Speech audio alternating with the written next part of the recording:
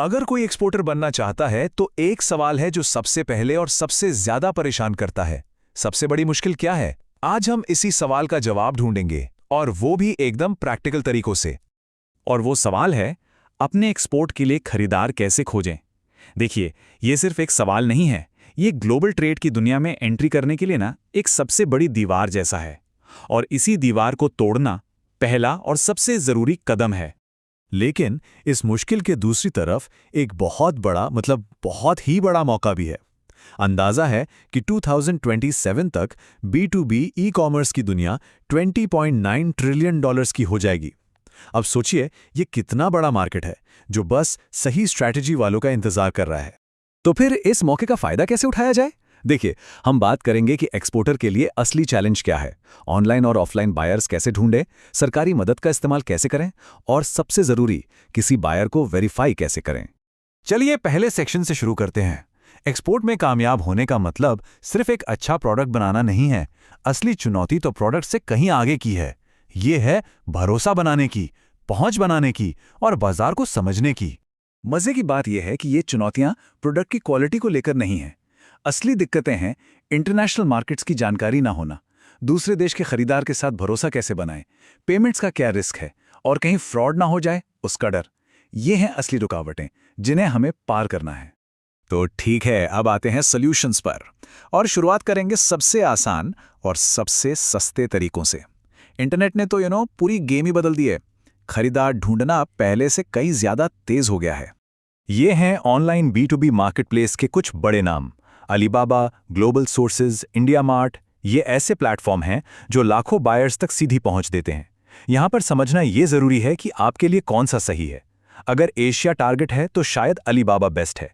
Electronics का काम है तो ग्लोबल सोर्सेज बेहतर हो सकता है। तो सोचना यह है कि आपके प्रोडक्ट के लिए सही मंच कौन सा है। लेकिन रुकिए, सिर्फ मार्केट प्लेस पर लिस्टिंग कर देना ही काफी नहीं है। वो तो एक तरह से दुकान खोलकर ग्राहक का इंतजार करने जैसा है। एक और तरीका है जो इससे भी ज्यादा पावरफुल हो सकता है, और वो है डायरेक्ट पहुंच बनाना। और इसके लिए आज की तारीख में सबसे बढ़िया टूल है लिंक्डइन। और ये रही एक सिंपल लेकिन बहुत असरदार 3 स्टेप स्ट्रैटेजी। पहला, कंपनी का नाम मत ढूंढिए, उन लोगों के जॉब टाइटल ढूंढिए जो खरीदने का फैसला लेते हैं, जैसे प्रोक्योरमेंट मैनेजर। दूसरा, अपने सर्च को देश और इंडस्ट्री के हिसाब से फिल्टर कीजिए। और तीसरा, कोई जेनेरिक मैसेज मत भेजिए। एक छोटा पर्सनल मैसेज लिखिए जिससे लगे कि आपने वाकई उनके बारे में रिसर्च की है। बस ये एक छोटा सा काम आपको हजारों लोगों की भीड़ से अलग कर देगा। ठीक है, ऑनलाइन तो हो गया। अब बात करते हैं उन तरीकों की जो डिजिटल दुनिया के साथ साथ चलते हैं। ये हैं ऑफलाइन तरीके, और ये सीधे सीधे विश्वास बनाने पर टिके हैं, जो इंटरनेशनल ट्रेड की आप कह सकते हैं सबसे कीमती चीज है। जैसे कि ट्रेड फेयर यानी व्यापार मेले, ये आपको सीधा अपने बायर से आमने सामने मिलने का मौका देते हैं। यहाँ आप उनसे हाथ मिला सकते हैं, एक ऐसा कनेक्शन बना सकते हैं जो सिर्फ ईमेल पर बनाना बहुत मुश्किल है। साथ ही अपना प्रोडक्ट दिखाने और मार्केट में क्या चल रहा है ये समझने का इससे बढ़िया मौका नहीं मिलता।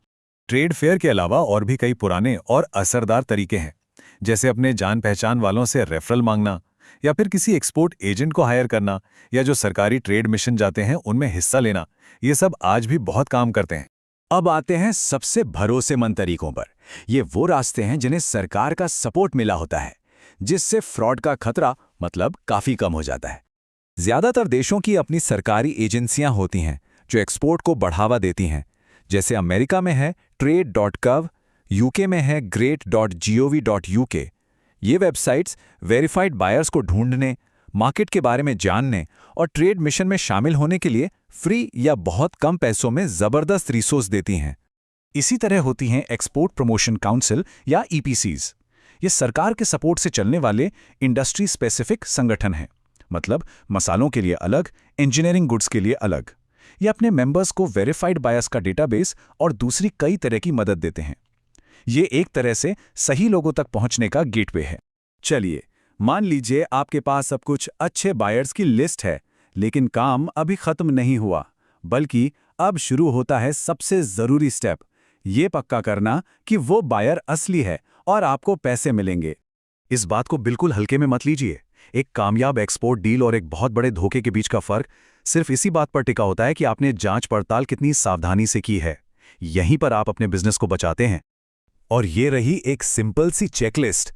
सबसे पहले उनके बिजनेस रजिस्ट्रेशन के डॉक्यूमेंट्स मांगिए और उन्हें वेरीफाई कीजिए। दूसरा, उनके बैंक और पुराने सप्लायर से रेफरेंस मांगिए। तीसरा, किसी इंटरनेशनल क्रेडिट एजेंसी से उनकी एक रिपोर्ट निकलवा लीजिए। चौथा, अपने देश की एम्बेसी से उनके बारे में पता करवाइए। और पांचवा, और ये बहुत जरूरी है, कस्टम्स का डेटा चेक कीजिए कि क्या वो सच में आपके जैसे प्रोडक्ट्स इंपोर्ट करते भी हैं या नहीं। तो कुल मिला के बात यह है, कामयाबी के लिए कोई एक जादू की छड़ी नहीं है। आपको ऑनलाइन और ऑफलाइन दोनों तरीकों को मिलाकर इस्तेमाल करना होगा। भरोसेमंद लीड्स के लिए सरकारी पोर्टल्स और ईपीसीज का फायदा उठाइए। बायर ढूंढना कोई एक बार का काम नहीं है, ये एक लगातार चलने वाला प्रोसेस है। और सबसे जरूरी, हमेशा वेरीफाई कीजिए। और जाते जाते एक सवाल, आज हम डेटा और एआई की दुनिया में हैं। बायर ढूंढने के तरीके पहले से कहीं ज्यादा स्मार्ट हो गए हैं, लेकिन क्या इस सब के बीच जो सबसे बुनियादी चीज है वो बदली है? क्या आज भी ग्लोबल ट्रेड में सबसे कीमती चीज भरोसा ही है? ये एक ऐसा सवाल है जो आने वाले वक्त में ग्लोबल ट्रेड का भविष्य तय करेगा।